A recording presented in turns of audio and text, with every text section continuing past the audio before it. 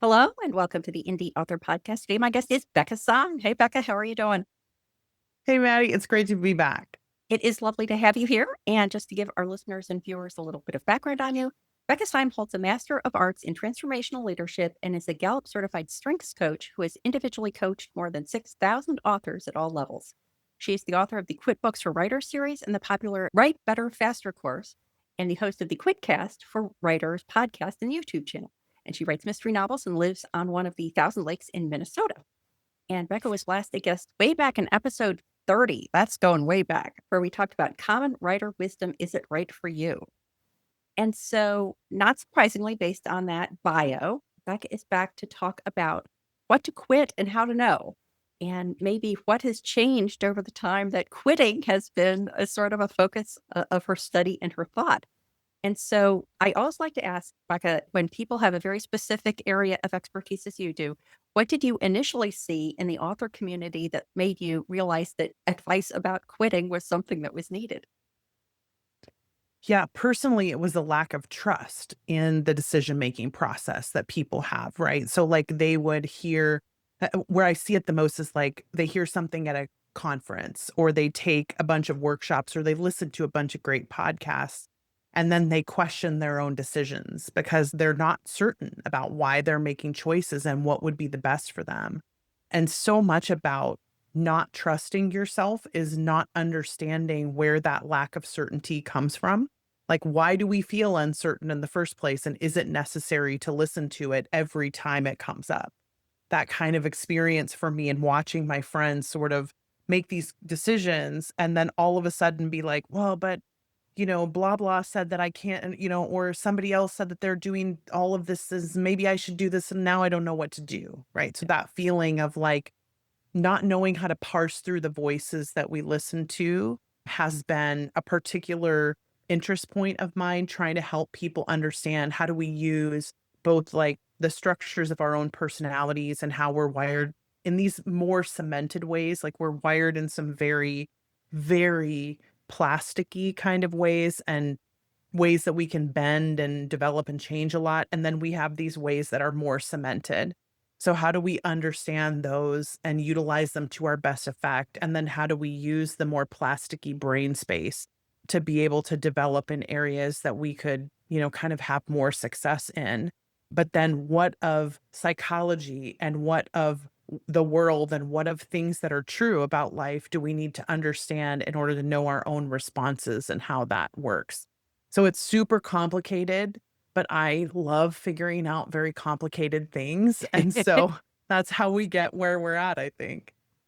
Well, I can imagine that one thing that authors face, and I'm sure this is true, like you could pick out any group, but obviously I'm interested in thinking about this in terms of authors and writers, is that if somebody decides they want to make writing their business, then they're doing something that they believe themselves to be good at or hope to get good at, or, there's the craft side, there's a reason they're pursuing that. And then there's the whole business side, which may be completely different than what they feel comfortable with. And so it's kind of understandable people for whom the writing is the driving factor, how they might question their own ideas about business. But then I think people are always just questioning their own craft skills as well. Like it's kind of the double whammy. Does that play out in the interactions that you have? Oh, yes. And especially for people who don't have any kind of background in like marketing or business and they don't have any training, but they're being expected sometimes to make extremely big decisions that are business related. Like, should I make a $10,000 investment? Should I take a chance on the ability to make $20,000 or $25,000? And maybe the biggest checks that they've ever written in their lives are like a $900 rent check in the past. And they're just not used to having to make these kinds of decisions. And that can feel very overwhelming just because they don't have the experience that somebody might have if they've spent years running their own business, or somebody who has an MBA or a marketing degree, or like I have an industrial and organizational psych background. So like there are just decisions that not everybody is familiar with the rubric of how to make them well and what to factor in when they're deciding whether or not to say yes to something.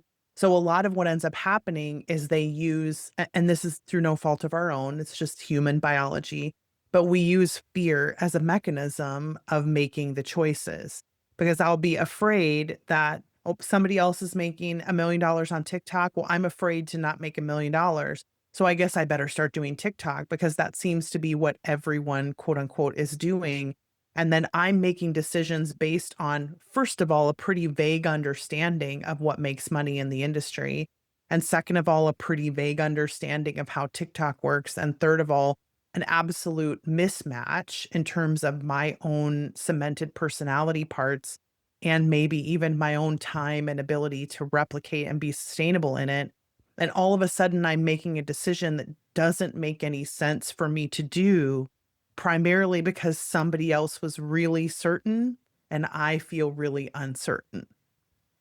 Do you ever face the circumstance where the issue is not quitting, but starting? So somebody, TikTok starts becoming big and someone says, oh, I could never do TikTok because fill in the blank.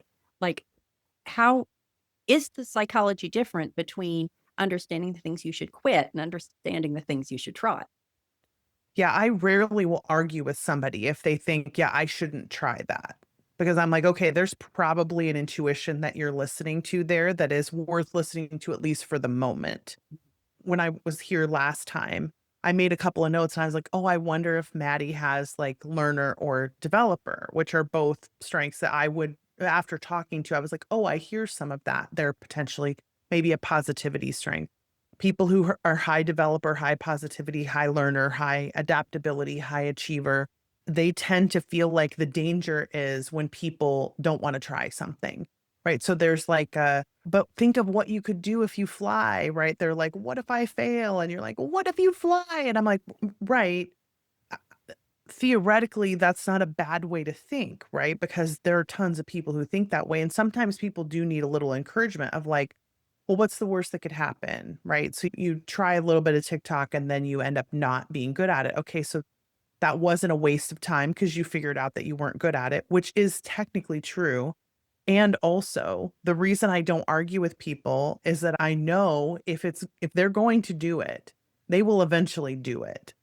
And me trying to convince them to do it at a timing that's not right for them because I would do it that way is not how I want them to experience it, right? Like if they really have hesitancy about TikTok, I want to let them have that hesitancy until they find the thing that makes them feel like, oh no, I could do this. I think I could do that. And some of it is just me listening to them and whether or not their personality is in that space. If I feel like I hear or see a learner or a developer who are thinking that way, who are like afraid to try something, that's a fear response thing. And then I would probably be like, how about we devise an experiment of small steps? Right? Like, how about you try one thing and see how that feels rather than just writing something off naturally. But I don't find that I'm ever worried about people just deciding not to try something because there are so many things that they could be trying. If you don't try TikTok, then you'll try something else. But if you don't try anything, that's a completely like if your answer to every single thing that I suggest is no, no, no, then that's a different mindset issue, if that makes sense. Yeah. Yeah. Yeah. Well, what you're saying is also making me realize that there can be a big difference between how you approach interactions with other people or the advice one would give to other people versus the advice one is taking oneself. Yeah. Like, I feel like I'm very much a cheerleader for other people, like, yeah, give it a Yeah. try. Why not? And for me, I think my problem is not trying things. It is that once I started trying it, I go on way longer. I never quit as soon as I should because I think I always have this feeling like I've almost got it, I've if I just tweak it a little bit more, it's gonna work for me. And Yeah. then I'm definitely a person who likes to do, from a business point of view, likes to do a few things deep rather than a Mm. lot of things shallowly. And Yeah. so, like, I'm only at the moment running book club ads. I haven't figured out book club ads, but I enjoy playing around with it. So I've probably spent way longer on book club ads than I should. Um, but Or but maybe not. because I do think that sounds like a developer and or learner personality. And in that case, I would say there's a learning curve that happens where you get a little bit of competency early But then in order to gain high levels of competency, you have to really go through the slog of it, right? Like you almost have to be like, I got to try every single thing I can possibly try.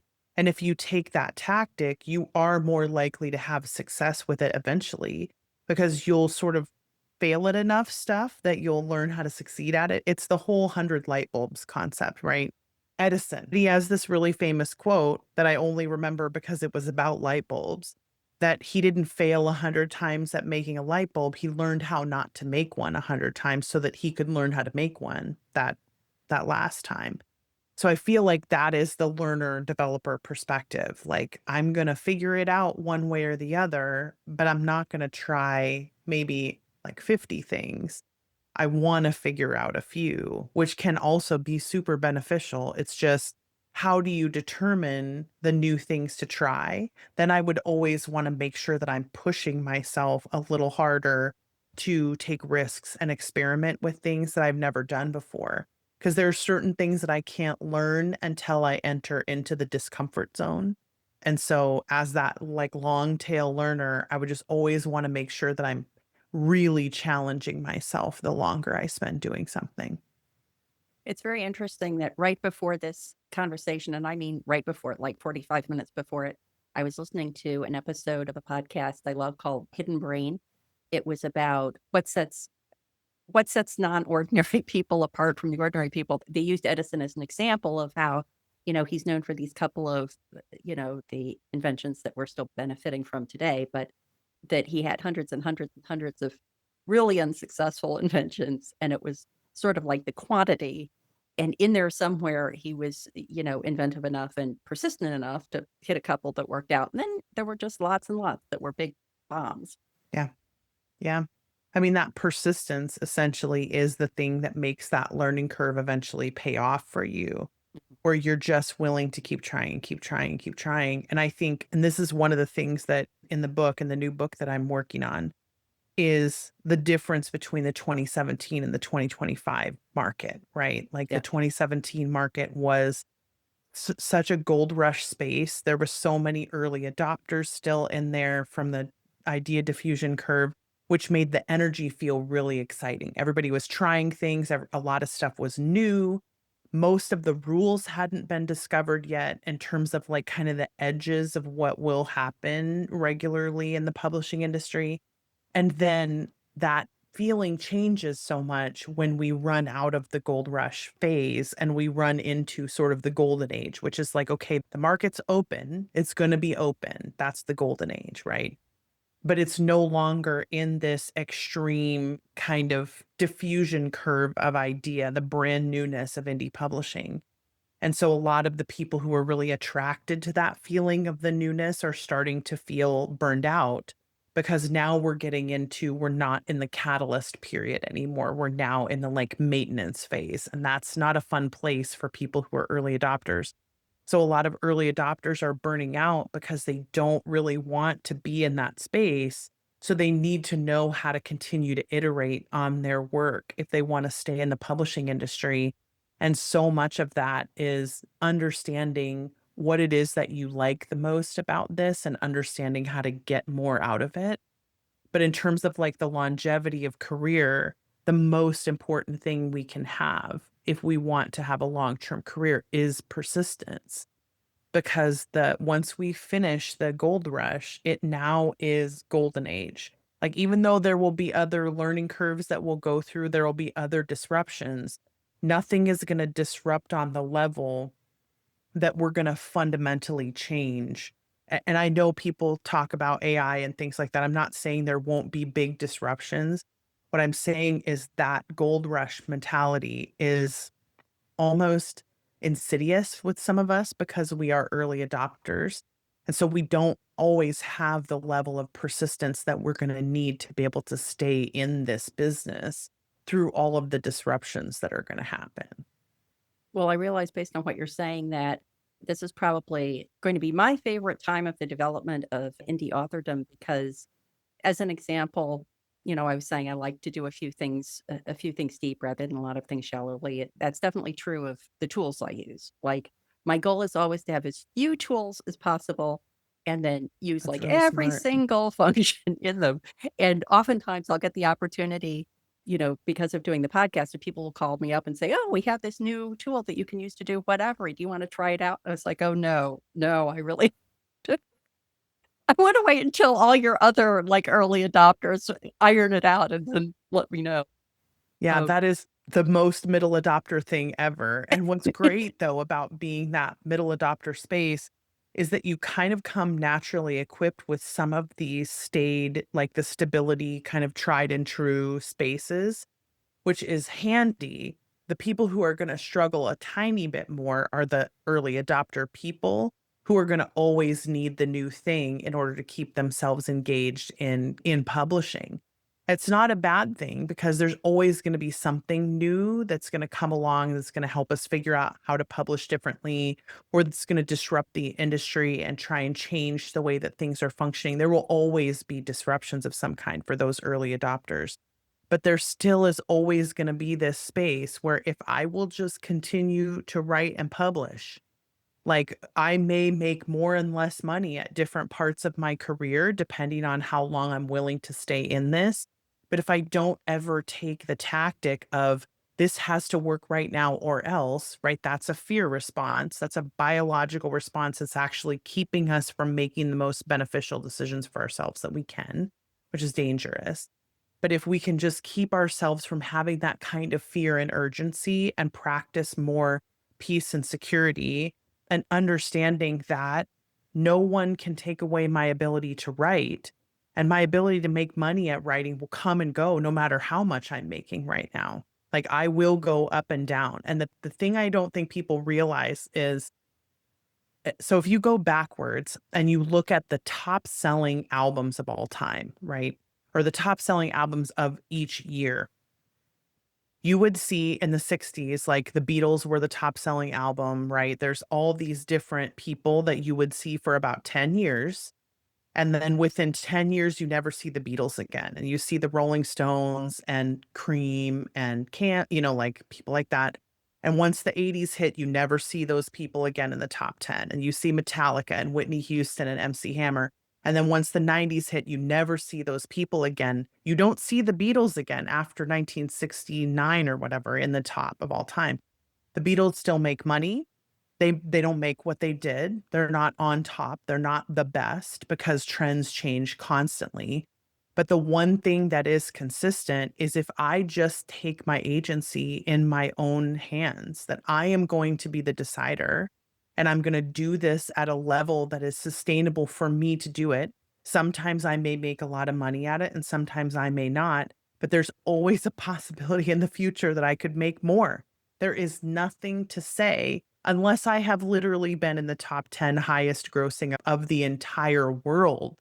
There's nothing to say that I can't make more money next year.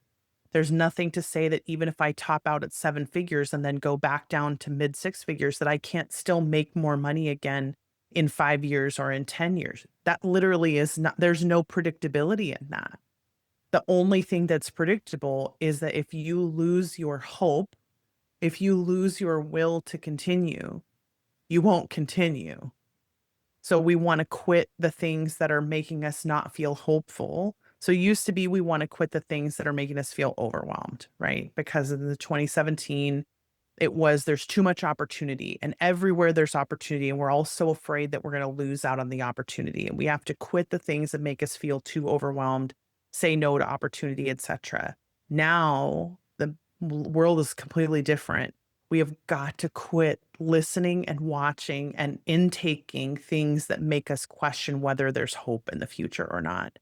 People are going to argue with me about that because they're going to say like, but there is no hope in the future. And I'm like, but there are plenty of people out there who see that there is hope even in the middle of adversity, even in the middle of frustration, even when there are things that look at their bleakest, there still are people who can see that.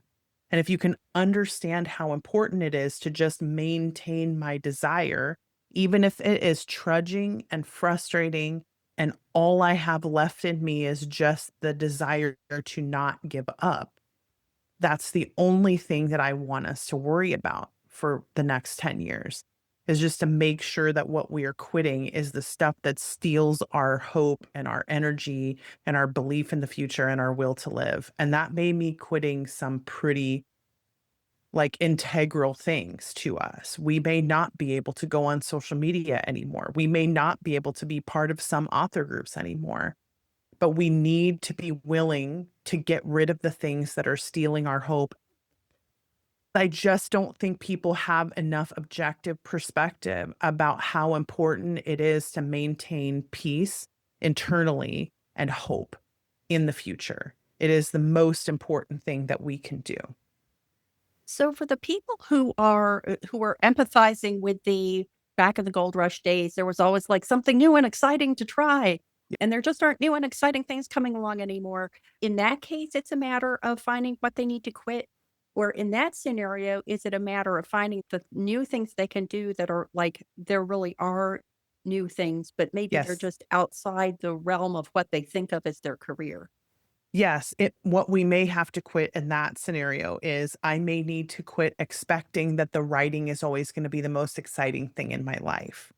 Like, I may need to go what I'm seeing a lot of people doing are like, "I'm gonna go to Hollywood and figure out how to write screenplays," or, "I wanna write manga," or, "I wanna learn how to illustrate," or, I wanna learn to play the guitar," or, "I wanna write songs," or do something completely different.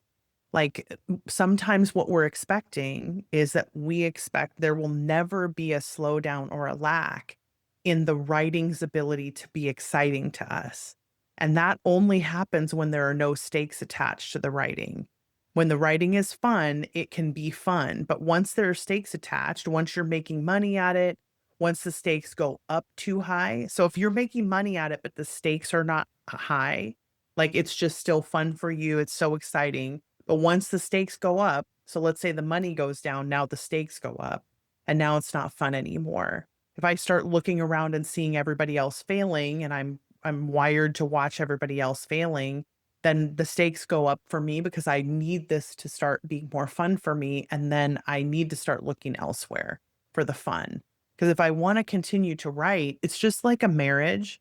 You're going to go through periods that are more exciting and less exciting, and the less and more will change. Like, they can always circle back around again. You just have to make the space for whatever it is and accept whatever it is that's going on right now and then go and look for something that's fun about that relationship that you have with writing or with books or with your stories or, your poems or whatever you're writing.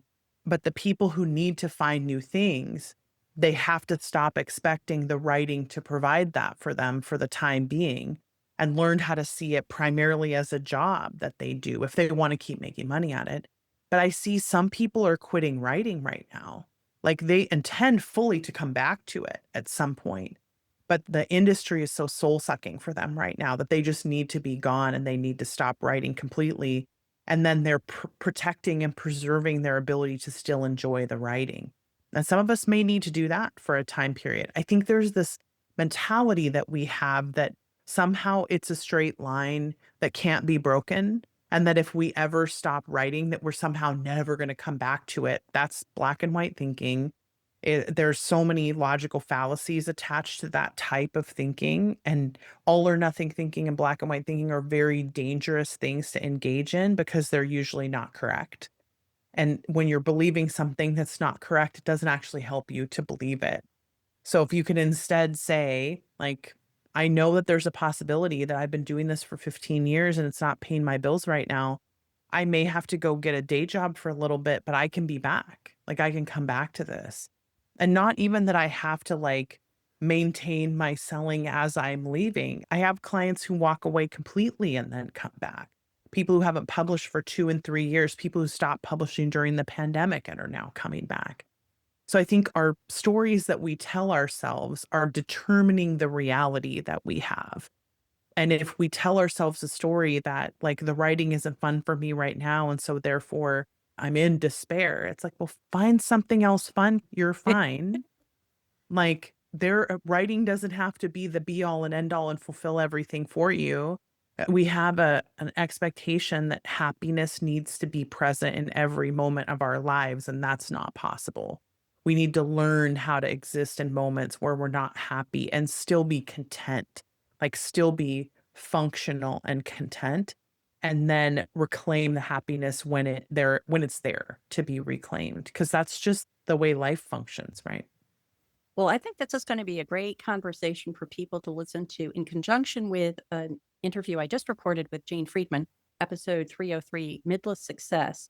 And I think this whole thing is turning into like, it says my psychological evaluation episode. But Yeah. one of the things Jane and I talked about, the conversation was triggered by the fact that she had reported at a US book conference about what a strong theme there was about even traditional publishers, or maybe especially traditional publishers, now focusing more on mid-list authors as opposed to trying to spin up the bestsellers. And part of that conversation was about the fact that, at least among publishers who are talking about this, they were saying they don't expect an author to have like this just an upward trajectory that never going to turn down. It's going to be, each book is going to be kind of assessed separately. And there are some books that are just by the nature of things going to be mid-listy kind of books, and some books that are by their nature like have a better chance of being a bestseller. And in the conversation, Jane said to me, well, of course, everybody wants to be the bestseller, right? And I was like, no, I really want to be the mid-list author, because to me that like slow and steady wins the race. I might as well get that tattooed on me, because that's my whole business thought. And so even though I'm not pursuing traditional deals, it was still heartening to me to hear that just as an industry as a whole, the publishing industry is, I think, moving toward a more flexible perspective on that. Yeah, there are many issues that I have with the mentality around publishing that emerged during the middle of the gold rush. Like, I have a lot of issues with that mentality. But the thing that bothered me the most was this focus on super high earning that somehow became part of the discussion. When the reality is, and I think the original sort of methodology of the like 20 books mentality, right? Which was like, okay, let's shoot for 50,000. And when I first heard that, I was like, well, that's actually a more doable thing than people realize. Like, in terms of the ability to make $50,000 in profit is a much more doable thing than taking off on TikTok, right? And regardless of what issues I have with the sort of, we need to aim for higher and higher earnings at all times. And not because I think it's bad to want money, but because it can be really dangerous to increase the stakes that much. Like, the more money you make, the more money you have to make. And it's just not always guaranteed that you're going to continue to make money in the industry. And of course, like, having coached a lot of the more successful authors in the industry, part of what I see is the stress that is caused when you have to make more than $1 million every single year, or when you start having to make 1 million in profit in order to just be able to let your business grow to the point that it needs to grow to, because you've got to invest in staff or do, you know what? It's like the amount of decisions that you have to make when you make a lot of money are significant. And I'm not trying to say that people who make a lot of money somehow have more problems than people, you know what I mean? I'm not trying to say any of that. So nobody come at me in the comments about it. But the aiming for a more sustainable income, it is more likely, it's less competitive. It's more likely that you're going to hit a sustainable income if you aim at a lower amount of money rather than trying to aim at these really, really high amounts of money. And I feel like that's a discussion that we don't have often enough in this industry. It's like, if what you really want is professional life as a writer, it's so much better to aim not at the top 100, not at the top 500 even, but at like 10,000 to 2,000 in the store, to be able to consistently have books that hit in those spaces and are always going to stay roughly around the same like 20,000 mark ranking. You're more likely to make more money over a longer, more sustainable period of time in higher numbers of people can do this, rather than everyone trying to hit the TikTok takeoff, or everyone trying to hit the viral video, or all of us wanting to be, at the top, at the number one top. It's very stressful up there. And it's not a place that I would want most of us to ever have to think about being. It's interesting that I'm trying to decide if this is true or it's just I'm perceiving it because of the communities I'm hanging out with. But there was this period of time when everything, like every book, every course, every podcast, every whatever was the 5-figure whatever or the 6-figure whatever, then eventually the 7-figure whatever. And I always wanted to ask for the tax returns of the people who are running these because like there can't be that many. Like, Yeah. are you all really 6-figure or 7-figure or 5-figure or whatever? And Yeah, it was, statistically, no. I don't know any of the individual people who do those, so I don't know for sure, but yeah, statistically, there are not a lot. yeah, yeah. Yeah. So you're talking a lot about sustainability, and it's clear that there's this connection between the craft sustainability and the business sustainability. But are there specific markers that say the root of this person's issue is really rooted in their feeling about the craft versus the root of this person's issue is really rooted in their feelings about the business? Do those separate out at all like that? Yeah, it really depends on the person, I think, and what their ultimate goals are. Because there's kind of a segment of people who are not super interested in the business side, right? Like they publish maybe as indies, but they're not necessarily like, I want to figure out all the ways to optimize and, make all these systems. And they're not that type of person.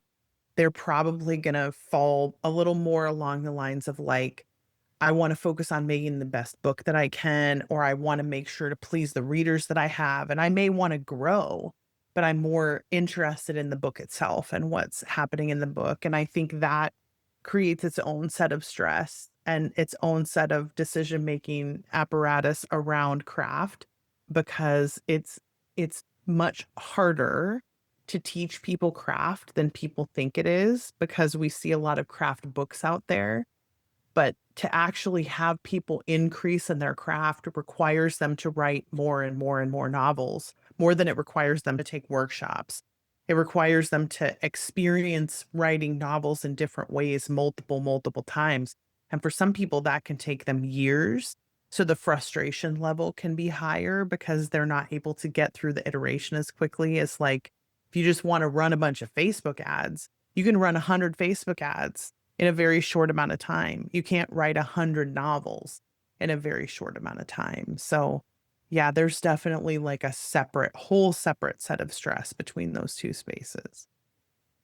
There's a conversation I keep looping back on with my guests, and I'm going to do it here as well. At some point, I'm going to stake this territory out as my gift to the indie author community.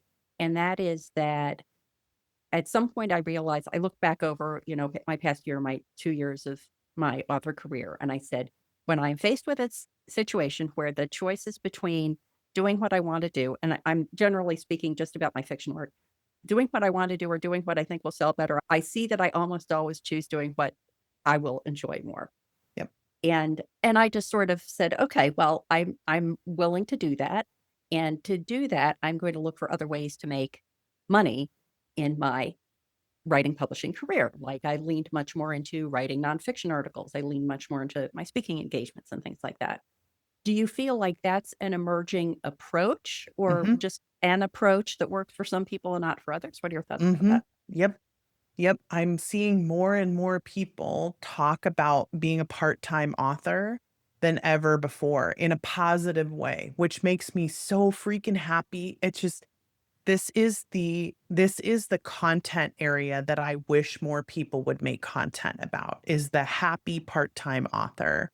We need to see more people who take the pressure off of writing, of making their full-time income and making their mortgage payments and are now willing to build the career that they want, which includes me making money in other ways that don't put so much pressure on my fiction.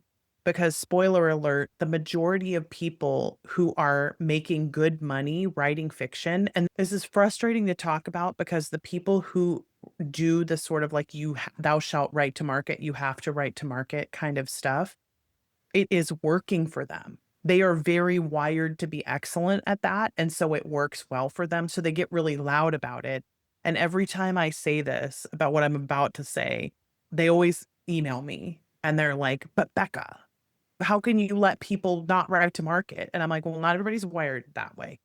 But there are so many more people who sell better by writing what they like and writing what excites them than they ever will writing to market, because they just don't have the personality that it takes to be able to analyze and shape according to what other people are doing that's successful. Like they can't read the market in the same way that other people can.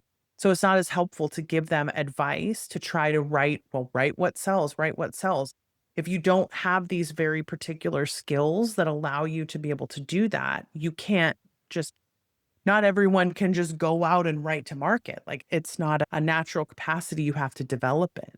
And so, yeah, I want to see part-time authoring. So not just like that type of content, but also the happiness with removing the stakes from writing so that you can enjoy writing again, so that it doesn't have to be the thing that pays your mortgage. Because I think a lot of us had this desire to do it because we saw it as a certain thing. We saw it as being this very peaceful, serene, like I can just walk around in the field and think about my book and then go write a few scribbles under a candle, and then somehow somebody's going to pay me enough money to live, right? Yeah. Like, I think a lot of us had that dream of doing that, and for almost all of us, that's not actually gonna happen.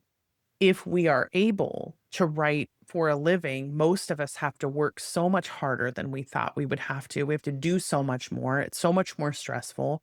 It costs us a lot of health and time. It costs us a lot of energy and money. And it's not as rewarding for many of us as we thought it would be. And so a lot of us are kind of learning the hard way, like, oh boy, I'd rather just have a part-time job and then write the books the way that I wanna write them, or write what I want, or, et cetera. And also that still doesn't preclude us from making money and more money in the future. It just means that the decision I make today is more sustainable for my physical and mental health, which is what I just want us all to take care of ourselves, and I don't think we're doing that well. The couple of things that makes me think of is one is the value of niching down. And so, although I don't have enough data yet to prove whether this is true or not, I do believe that by following the path of when I'm faced with a choice, I'm going to do what makes me happy. That will, I think, will help me sell more books. But I think that the result of that will be that I'll form a small group of very committed readers. I'm never expecting to hit a bestseller list, but I do believe that I can develop a small group of devoted readers who like the books for the same reasons I like the books, or like Yep. my covers for the same reason I like my covers, or whatever. So there's that idea of sort of niching down. But I think from a more like expanding point of view, there's a perspective of how do people define part-time authorship. And I think a lot more people are saying, well, there's one thing to be a full-time novelist, but there's also the idea of being a full-time authorpreneur. I don't know what you want to frame it as, but if you're combining, I mean, I even do book formatting. Everything I do is related to the writing and publishing space. Yeah. And it all feels like part of one job for me. Yeah. So I don't think of it as like I'm a part-time novelist and then I'm filling in with other things. I'm just like, here's my portfolio of offerings. And then I also think that in terms of those people that maybe are losing interest because it's past the gold rush time and now they're looking to playing the guitar, or those things that you Yeah. mentioned, that idea of combining things in different ways. Right. So what if you start writing songs, or what if you start sending out box sets that include a CD of you playing the guitar, whatever that is, whatever you can do to combine what they might have originally thought of as the core writing work with those other things they're doing. That feels like it's getting much more popular. Yeah. That was a lot. Any thoughts about any of that stuff I just said? No, yeah, people are being more creative, which I Yeah. think is what you will see when the adoption curve sort of slows down and now all those early adopters have to find something else to do.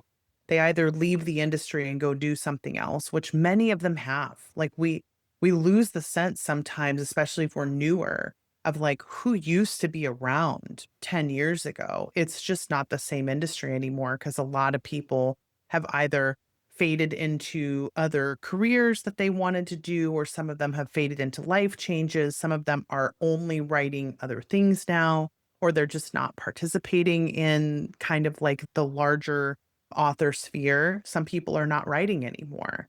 Like the average lifespan of an author is 3 years. So that's not very long for most of us. And I think, again, that's part of why I get on this author for life kick so often about sustainability is that a huge part of the reason why a lot of those careers fade is because they thought that it was supposed to happen in a certain way. They thought that it was supposed to be you come in, you release a book, it takes off, you make a bunch of money, and then you go sit by a lake somewhere and, just get paid to write books, right? And that didn't happen. And it didn't happen the way they wanted it to happen, or they ran out of money, or they, like whatever happened.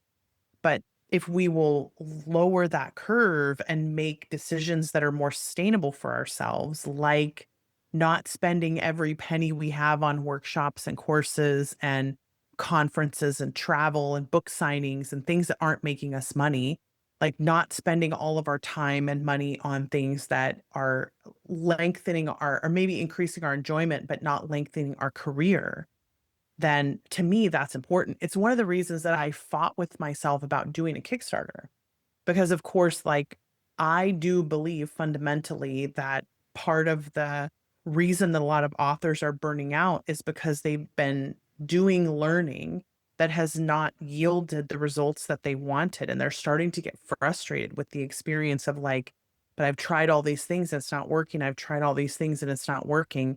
And it's hard as a course creator to continue to offer things that I know are helping people and that are increasing people's ability to continue doing this in the midst of all that, of like a fair amount of frustration that is not always worth being aimed at the people who are creating the content, if that makes sense.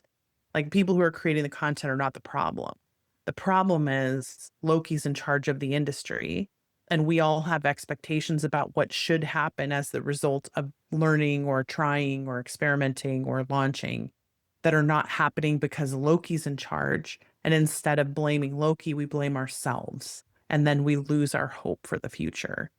And so we lose our desire to do things like go to a conference or take another workshop or read another book because it's like, well, what is this going to get me? More of the same.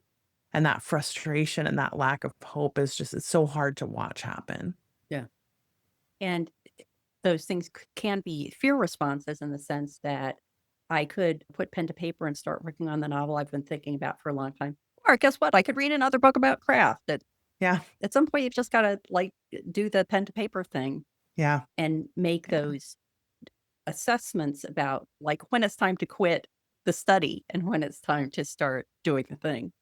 Yeah. Yep. So cool. Well, Becca, it is always lovely to talk with you, and you've given us a lot of food for thought. And I know that you do have resources for people who are intrigued by this. So please let us know where people can go to find out more about that online.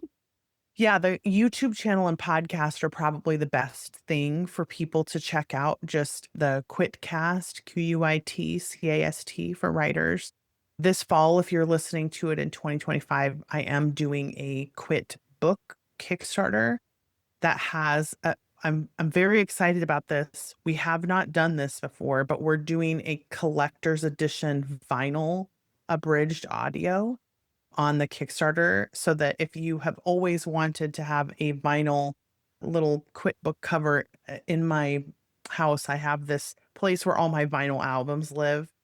And I'm like, oh, I need a collector's edition quit book. It's going to be quite a task, but it's going to be a lot of fun. So we have some really fun, like collecty types of things in there. And then, of course, I'm going to release what I hope is the final book in that series, the Quit Books, that is sort of the like, okay, now that we've passed into the kind of new structure of the publishing industry in terms of like I have more agency over control over my choices. The gatekeepers aren't gone essentially, right?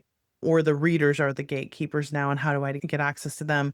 This book is going to be about how do we exist in that space and how do we increase our perseverance and increase our patience and our desire to write and our desire to be in community with each other, so that we can have author for life careers. So fantastic. Thank you so much. Yeah. Thanks, Maddie.